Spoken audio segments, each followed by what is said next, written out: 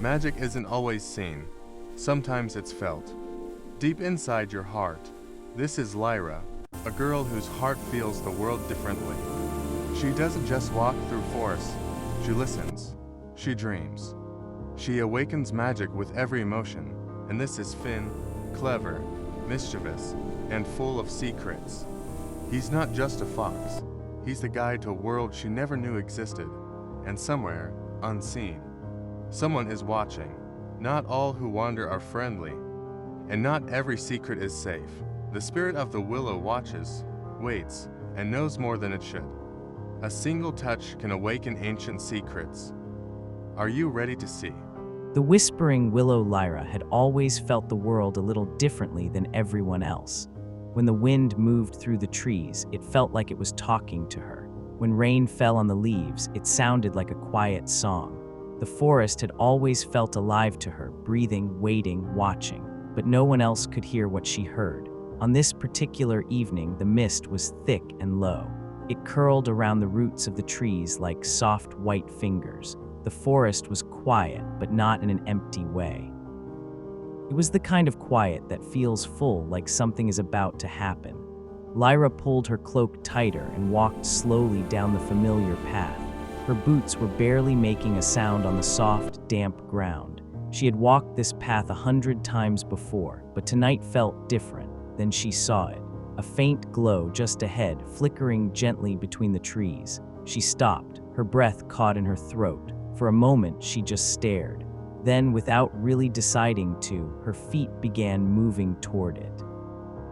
The light grew warmer as she got closer, and then she saw it fully, a willow tree standing alone in a small clearing. Its long, graceful branches hung all the way to the ground like curtains, and it was glowing. A soft, golden light was coming from deep inside it, pulsing slowly like a heartbeat. The strange thing was there was no wind, not even a breeze, but the branches were swaying. "Why does it feel like it's calling me?" Lyra whispered to herself. She didn't have an answer. But she took another step forward anyway. She reached out her hands slowly, almost afraid. Her fingers touched one of the hanging branches. The moment she did, the tree shimmered. The glow grew brighter. A soft, low hum filled the air all around her, not loud, not scary, but deep, like a sound that had been sleeping for a very long time and had finally woken up. And then something stirred. At first, Lyra thought it was just the light playing tricks on her eyes, but then the shape became clearer. There among the glowing branches, a figure was forming, slowly, gently, like smoke becoming a person. It was a spirit. She floated just above the ground, her form soft and almost see-through, surrounded by a warm golden glow.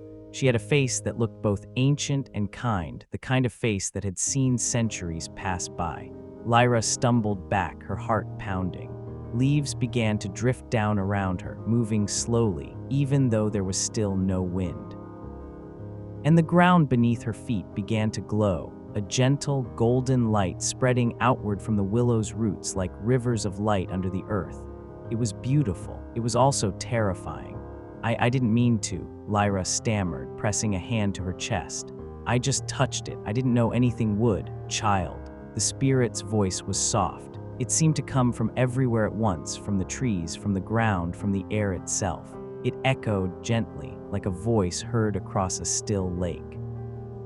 "Your heart is stronger than you know." Lyra opened her mouth to speak, but before she could say anything, a rustle came from the bushes to her left. She spun around. A fox stepped out from between the shadows, but this was no ordinary fox. Its fur shimmered with a faint amber light. Its eyes were bright, warm, and golden like two tiny flames. It moved gracefully and sat down on a mossy rock as if it had been waiting there all along. And then it spoke. "You're curious, aren't you?" the fox said. Its voice was light and a little playful. "That curiosity of yours is going to get you into trouble one day." Lyra stared. She blinked. She stared again. "A talking fox," she managed to say, her voice barely above a whisper. "Yes," the fox replied simply, tilting its head.